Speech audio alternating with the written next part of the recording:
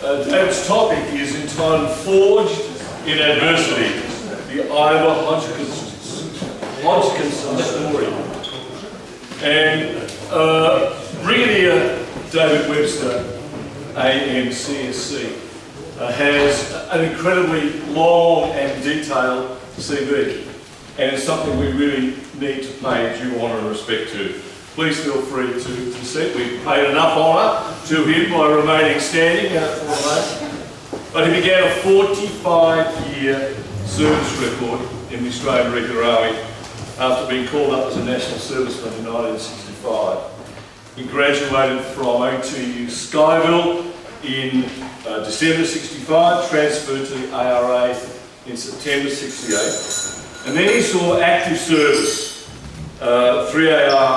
3 RAR in Vietnam as a platoon commander with 7 RAR in 67-68, again with 1 RAR and 8-9 RAR, and with instructor postings at the Jungle Training Centre. So he knows a little bit about what he's talking about. David was the CO of the Infantry Training Centre at Singleton between 1984 and 86. A student at the Defence National College, India, in 1987 and 1988. If I may digress on that point, Andrew Kilsby and I are about to finish writing a book dealing with the Australian soldiers who served in the Indian Army between 1858 and 1947. Hundreds and hundreds, many of them from Melbourne. But that's a book for another story. He was also the Director of Operational Requirements for Army HQ, Combat Force Development, Director of Personnel Plans, and he had overseas postings with Australian Army staff in London, in the US Army Development and Employment Agency, Fort Lewis, Washington, promoted to Brigadier in December 65. His reserve postings are included in the Posting Turbulence Review and Action Plan for people 2000 to 2003, and the Nature of Service Review and Implementation. He retired in 2011, and amongst his publications include Through a Soldier's Lens, the 2 tours of Vietnam with 7 RAR, published in 2006, and Forged in Adversity, the life story of IRJ Blue Hodgkinson, published in 2024. He's going to talk about that today. David.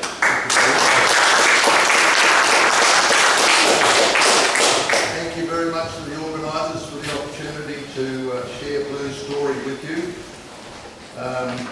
Because of the time constraints, I can only focus on a few of the highlights, but I hope it will give you a better understanding of the adventures that Blue had during his 81 trips around the sun. I'll start with his early life. Blue was born in Perth on the 9th of June 1931, and his family suffered the effects of the Great Depression more than most. He was the youngest of 3 boys. Their mother, Dot, doted on, and her love was strongly reciprocated. Blue's father, on the other hand, was a scoundrel. These photos were taken in his prison garb, and he spent quite a lot of time in and out of Fremantle Jail. The photo comes from the Fremantle Jail Historical Society. Blue's first memories at the age of 4 are of 2 white tents on the railway line at Walloona, 500 kilometres north of Kalgoorlie, and not far from where Mike Jeffrey's mother was a nurse in the hospital there. His father had found work as a fettler on the line, and he was the only member of the gang, apparently, who could drive the spikes into the wooden sleepers with one blow, and Blue would inherit his old man's strength and stamina. The family moved back to Perth, where they occupied a single room in a boarding house, and Blue commenced his schooling and experienced the challenges that accompany early character formation.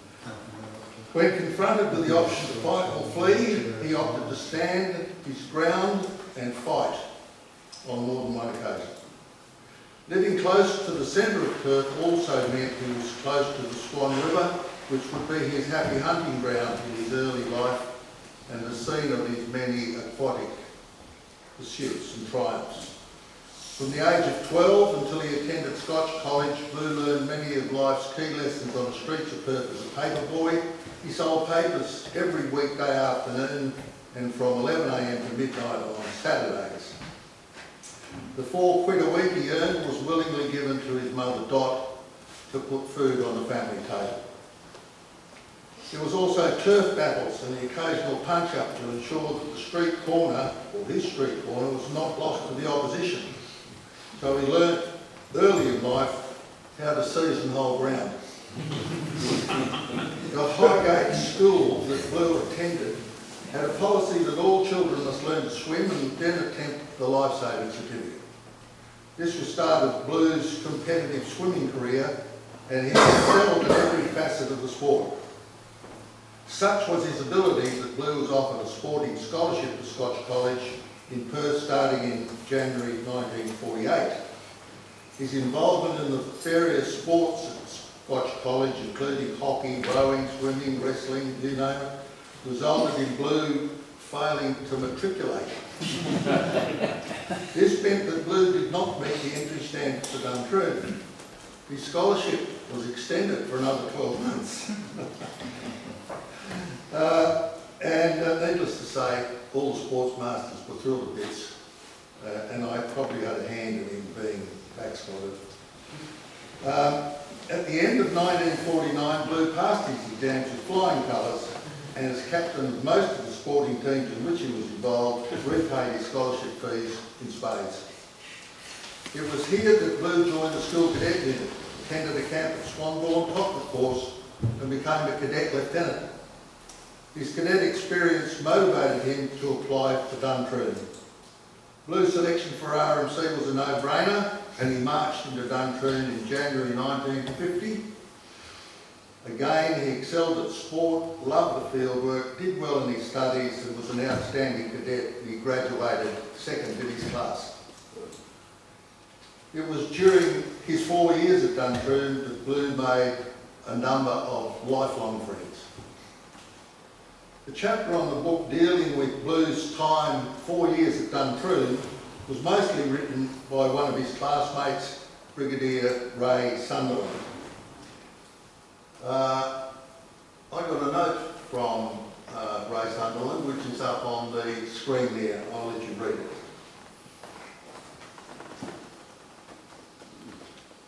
In March 1954, Blue was posted to 1 RAR in Korea.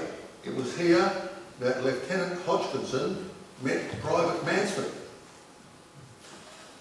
Blue always maintained that the standard you set was determined by the faults you're allowed to go unchecked. He noticed that the carrying handle on George Mansfield's Bren gun, Private George Mansfield's Bren gun, was not in the correct position and suggested he'd do something about it. It was just on dawn after a long nighttime patrol, and George's response to Blue is not able to be repeated in polite company. Instead of making an issue of it, Blue laughed it off. It was the start of a great lifelong friendship.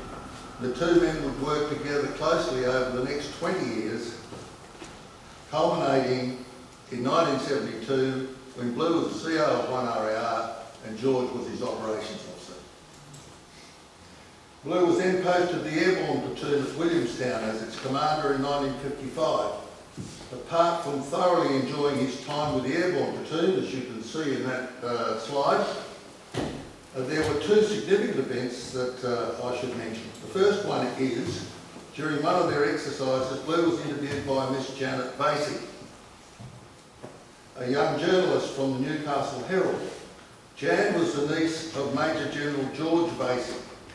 And a sad aside, of course, he died in March 1945 when the Hudson aircraft he was travelling in crashed into the sea off Cairns. And he was on his way to PNG to command the 6th Division. Blue married Jan in December 1956, and their only child, Francis, was born in August 1959. She had 3 children and 1 lad, followed in his grandfather's footsteps. The second event would impact the rest of Blue's life. Whilst preparing for a parachute demonstration on a windy day in Canberra, Blue jumped as a drifter to enable the DC-3 pilot to gauge the strength of the wind. He landed hard on that jump and chipped a bone in his knee. The accident would eventually lead to 4 knee replacements. I know he's only got 2 legs. A couple of them have to be done again, or both of them have to be done again. This would eventually lead to 4 knee replacements, many arthroscopies, a failed attempt to fuse the bones and stiffen his leg, and finally an amputation. In October '55, Blue was posted back to WA and reunited with his family. His mum Dot and his 2 brothers are shown on the slide there. His postings were 7th National Service Training Unit and then as the adjutant of 16th Battalion, and those postings allowed him to devote a great deal of time to his aquatic pursuits on the Swan River. Such was his prowess with the oars, and within a short time he was promoted to the position of stroke or captain of the WA-8. The WA-8 achieved a lot under Blue's leadership, and in May 1958 on the Nepean River in Penrith, they would have won the King's Cup but for their number 4 collapsing, such was the pace that Blue had set. They pressed on with 7 oarsmen to claim second spot. As the captain of the WA-8, Blue asked if his posting to RMC, which was the next one coming up, could be postponed to give him a chance to compete next year and take the crew to the Olympic Games. The request was denied by the then Commandant of RMC, and the WA-8, with Blue's replacement on board and the number 4 that failed, won the Cup, and the WA crew went to represent Australia in Rome the following year. But without Blue on board, they did not do so well. We can only speculate on what might have been achieved if Blue had been allowed to retain the captaincy of the WA crew. Blue describes this episode as the greatest disappointment of his life. Tony Abbott, who some of you was an Olympian, and when he too was refused, he took leave without pay. Blue duly took up his post as Adjutant Command and Staff College at RMC, not Command and Staff College, Corps Staff Cadets at RMC in January '59. He was well aware of all the tricks a cadet could get up to, because it wasn't so long ago that he'd been on his own. Oh, excuse me. Oh, now you broke my glasses. No, shush, nothing. Sorry. Blue took up his post as Adjutant Corps Staff Cadets at RMC in '59, and he was well aware of all the tricks that the lads could get up to. But there was one incident that posed a particular challenge. And I don't know whether you've heard of it, but there was a fake assassination of Lumby's Cafe in Civic in Canberra. It's quite a long story, so if you'd like to know more about it, please ask me during question time. Blue was then promoted Major and attended the Staff College course at Quetta. It was a course, an accompanied course, and he thoroughly enjoyed his sabbatical with his family. His interaction with the host nation students, as well as the company of his fellow foreign students, and his exploits were explained in the book. On return from Staff College at Quetta, Blue was posted to command Charlie Company 3 RAR and deployed to Malaya in mid-1963. In '65, Blue and his company were involved in the top-secret Claret operations in Borneo. This involved Australian troops crossing the border into Borneo to ambush and disrupt Indonesian forces attempting to infiltrate. His company deployed from its Sarikan base on 12 operations, including 2 major contacts. Prior to his departure from Malaysia, Blue noted in his memoirs, which he left me, that he was 31 years of age and had never fired a shot in anger. His solution to this perceived weakness was to attach himself to Bob Guest's platoon as a rifleman, effectively placing himself under command of one of his platoon commanders. Blue took part, and Bob Guest said he'd never interfered. He came as a rifleman, performed all the tasks, did not break the rule that they'd agreed on, never interfered. Blue took part in a linear ambush beside a river. When the ambush was sprung, 3 Indonesian soldiers, including a machine gunner, appeared on the left flank, and Blue had anticipated this, and he positioned himself to counter that threat. Blue moved to control the threat, and the 3 enemy soldiers were killed. Bob Guest, with one of his sections, joined by Blue, attacked the remaining enemy, forced them to break contact and withdraw.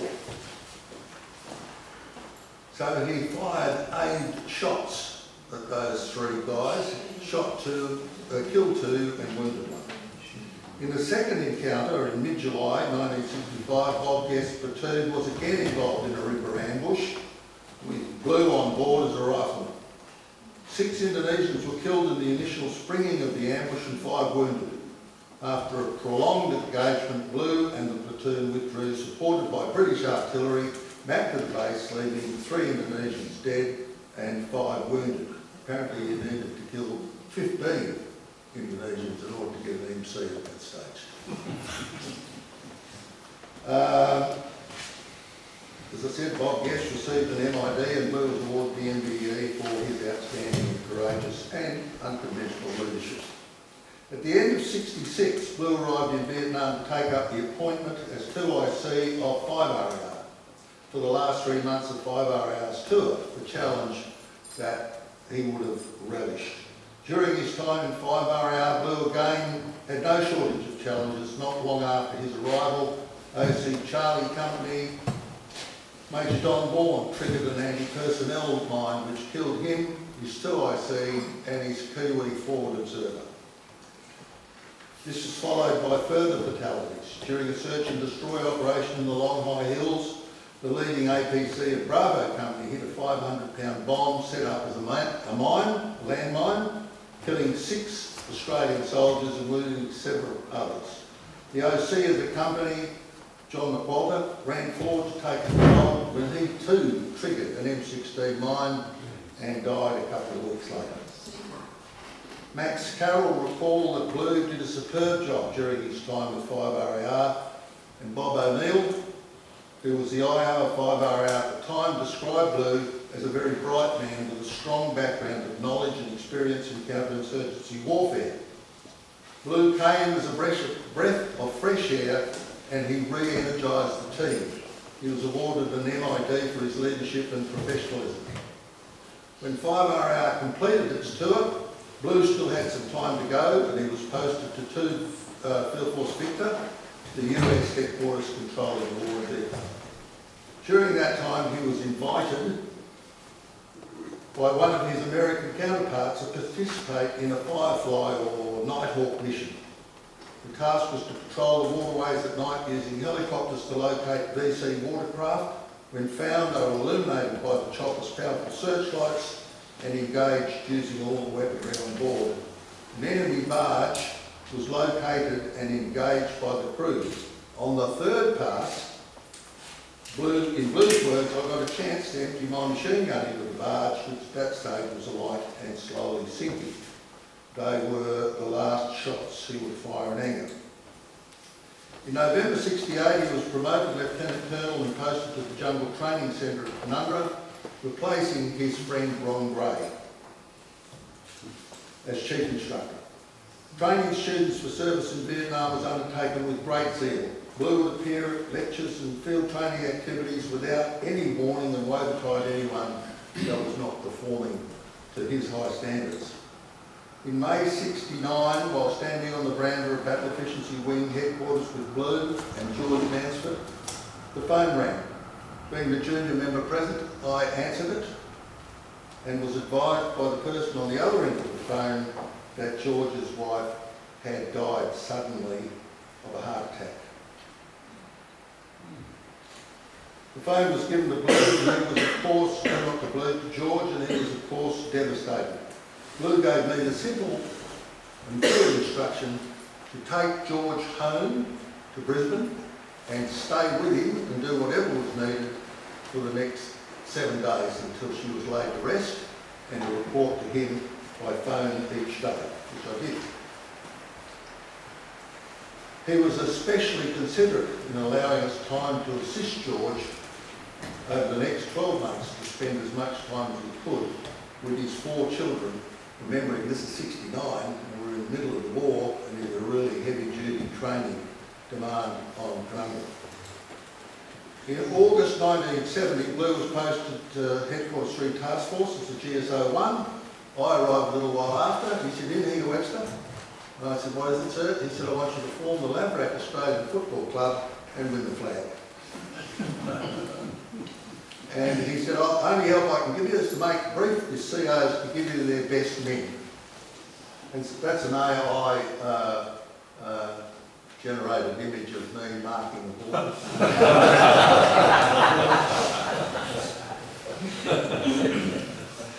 Anyway, we won the flag. Off I went to the delegates meeting at the end of the year, and they said, your team's too strong, you're banned from the competition. Never got the flag. In March 71, Blue commenced his final regimental posting with 1 RAR, the same unit to which he was posted on graduation 21 years earlier.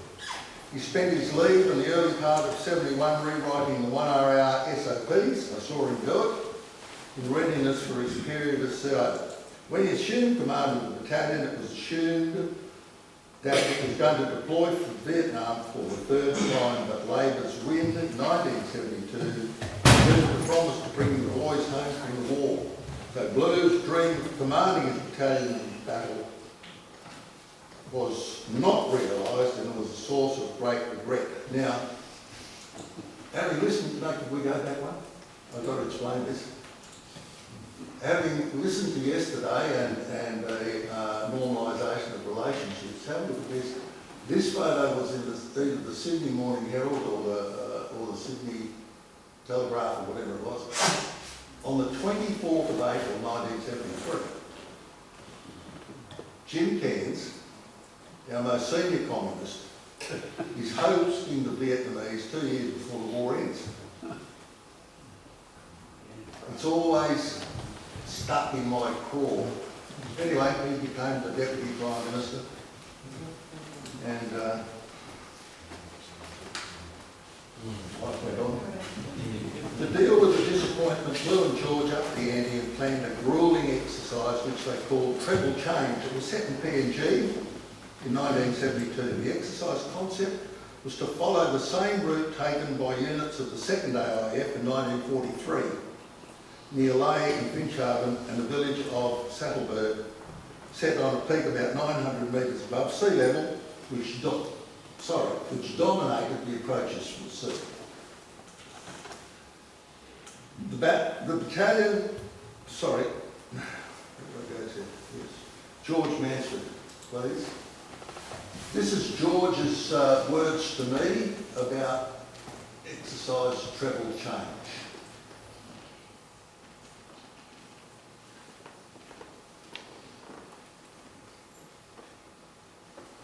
An interesting dilemma when you're the CO and you're told you're not going. You fall in a hole, take it easy, slacken off, not in Blues language, be up the ante, and the last say on that exercise is from Adamus, Private Adamus, who wrote this about his involvement in that exercise.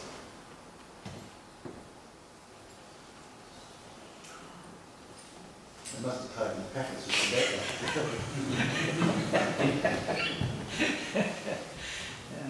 So it sounds as though it was, look, when I read that, the word that came to mind was feral. They call them feral. But the point of the story is that he trained them hard. And the response from them was that they loved it.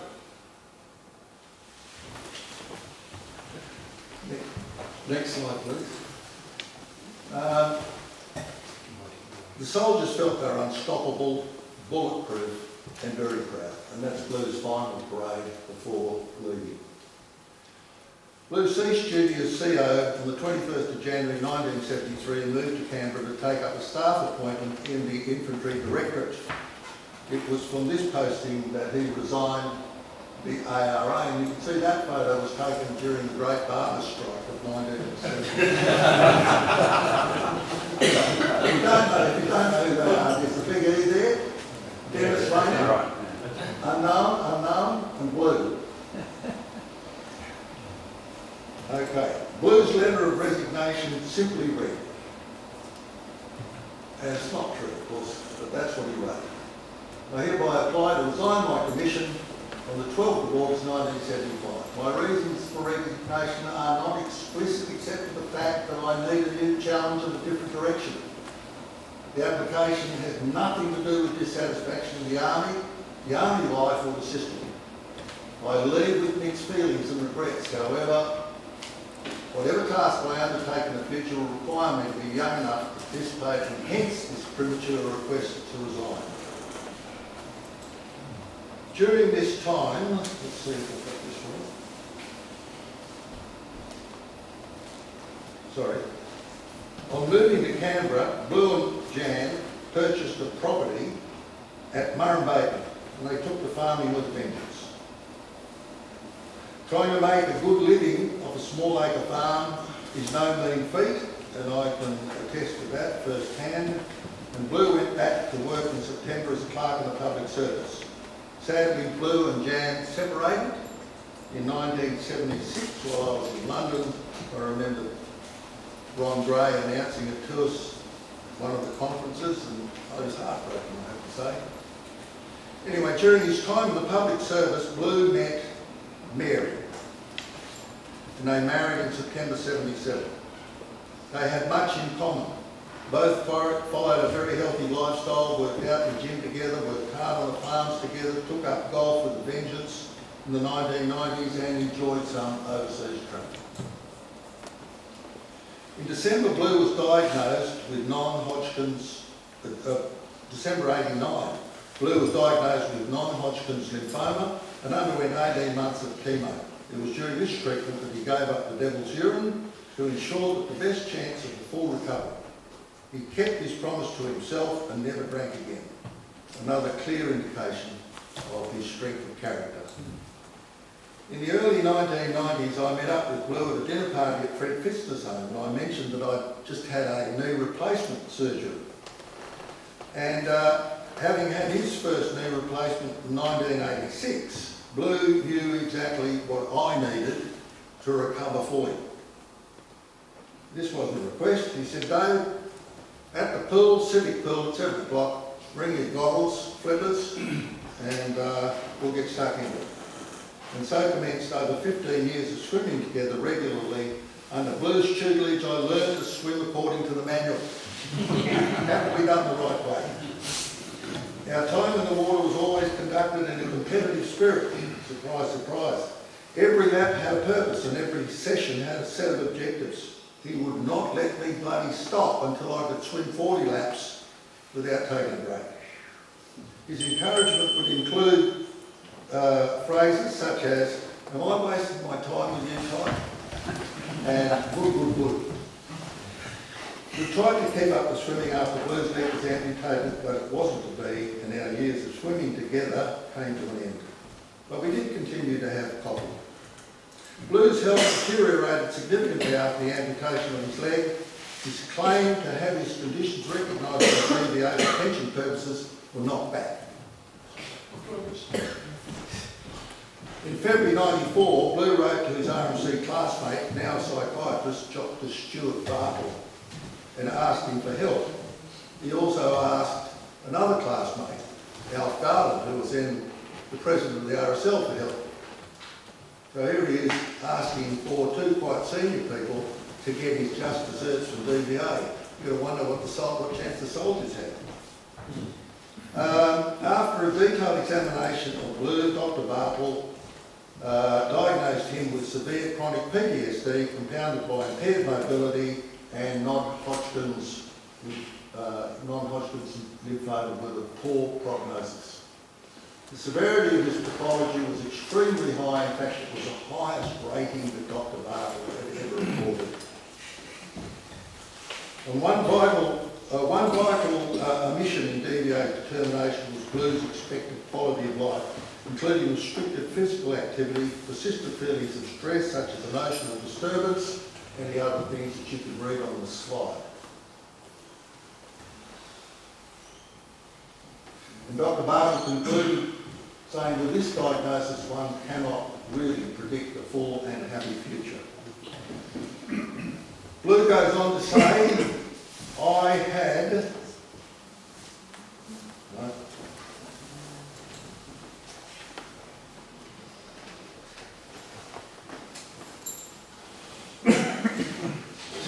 sorry, just go back there.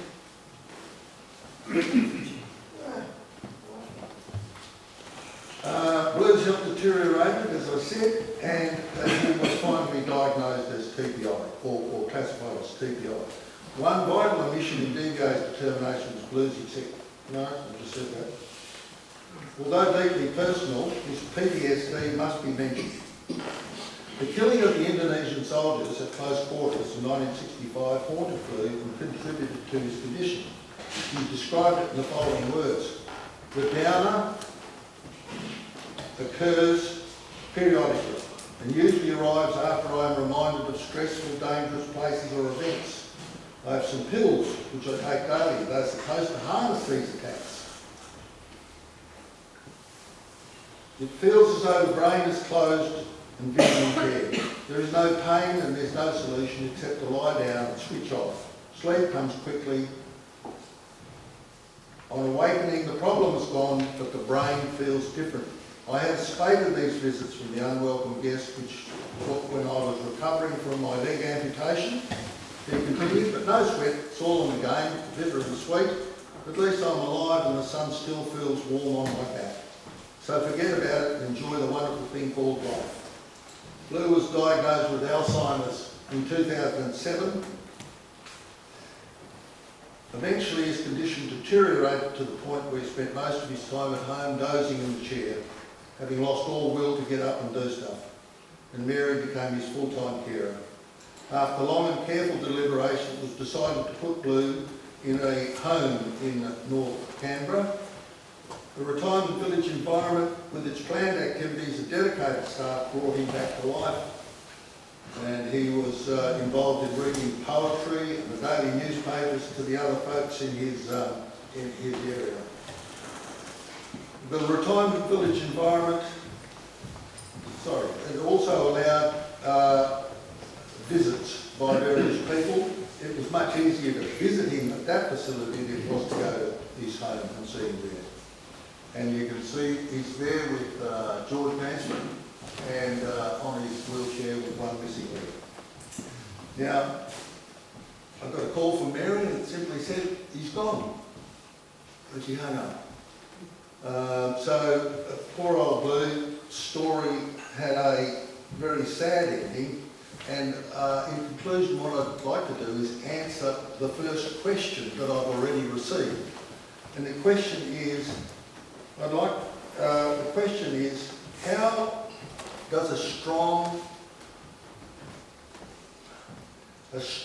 courageous, highly trained and disciplined man like Blue, how is he so traumatised by the killing of 2 Indonesian soldiers and the wounding of another? Well, our role is to close with and kill them at close quarters.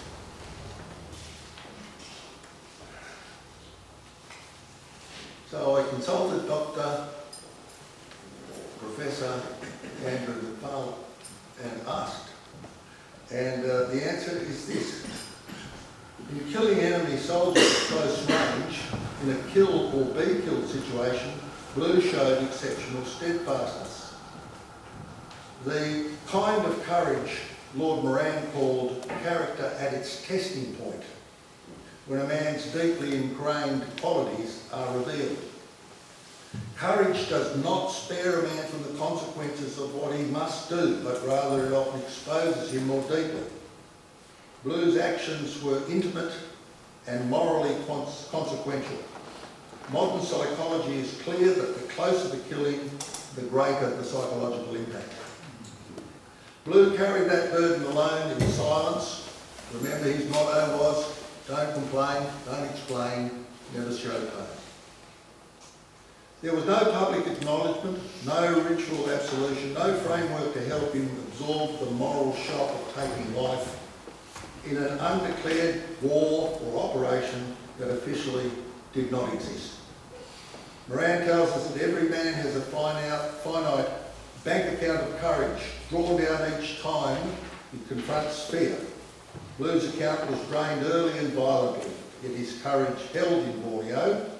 His character passed the test. Courage is not a shield against fear or trauma. It's a man's true nature, revealed when fear strips away any pretense.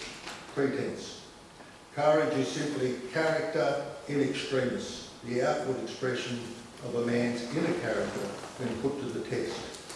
But the unspoken memory of that day in Borneo remained inside him unprocessed and unshared. Over time, that unresolved trauma hardened into chronic PTSD, compounded by illness, physical decline, and the slow erosion of his military identity. This was not a failure of courage, it was the cost of it. Blue was courageous in battle and courageous in suffering. His trauma was not the opposite of his bravery, it was its long shadow, the price paid by a man who carried too much for too long, because that is what the men of his character in that era believed they must do.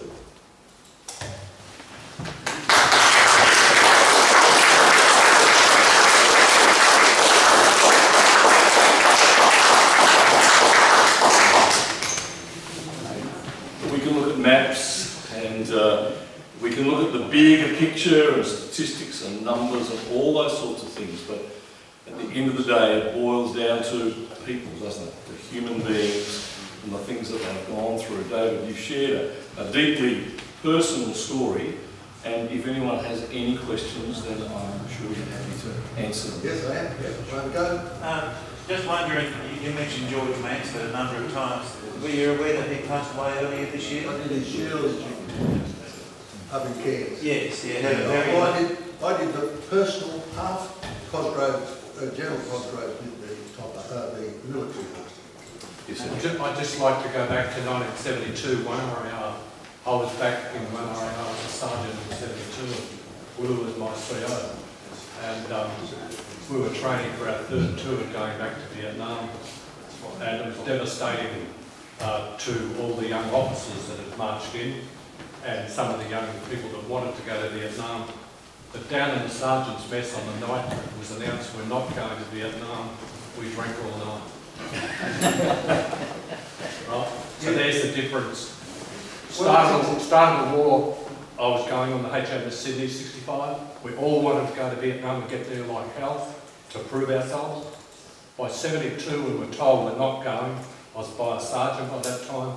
We're all in the mess. And one other thing, it was the first time that the seat of Herbert became a Labor seat. And it was purely because of the military vote. Yeah. That's how much it turned. The only clue to that is Moran's discussion or points about having a finite amount of courage. I know personally, I was very enthusiastic for the first 365 days. Me too. The last 30 were a bit ordinary, but you do. When you read this stuff and you think back, yes, you do use up your stock of courage and your enthusiasm to get out there and mix it with them. It declined. Yes, questions about it? There was some mention of an assassination or something earlier. Oh yes, sorry. What happened was at Duntroon when he was there as the adjutant, the engineers had been given the task. Nick Chance was part of that group, so he can correct me if I'm wrong. The engineers were given the task of laying a fake charges on the bridge crossing Moran before it was dammed. And the artist decided that they would help out by creating a diversion. So what they did was they planned a fake assassination that would take place outside Lumby's Cafe in Sydney, which was a popular place for politicians and cadets and all sorts. So they had this guy dress up in a dark coat and the hat pulled down and the collar up, walked down, a vehicle pulled up, and cadets jumped out and shot this bloke. And he had pig blood in his coat and punctured that and bled all over the place. And off they went, fled. It worked because the police were diverted. And what happened was they thought they'd got away with it, but someone took the number plate of the car. And it turned out to be a cadet from Duntroon. Well, the car was registered to the cadet's sister because they weren't allowed to have it. And so she owned the car, they used it. Anyway, long story short, all the cadets that were involved brought in and they were going to get they were going to get stitched up big time. All of a sudden, everything went quiet.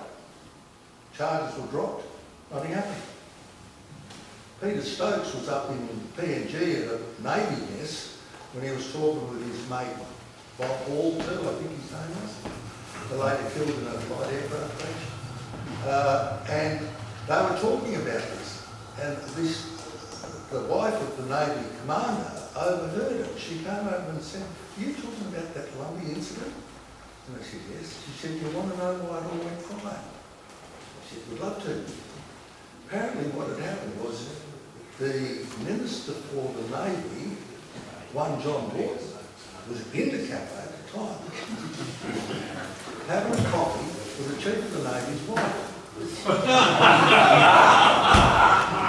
He jumped up and said, "Jesus, shooting up the place," and did a runner, leaving the Chief of the Navy's wife to her own devices in the coffee shop.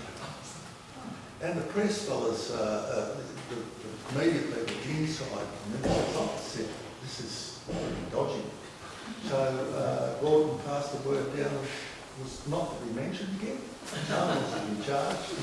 The blue sighed a great sigh of relief. No, they wouldn't believe that our government was shot dead. Right, thank you. Yeah, well, of course, Gordon was ex-Air Force. What did he really know?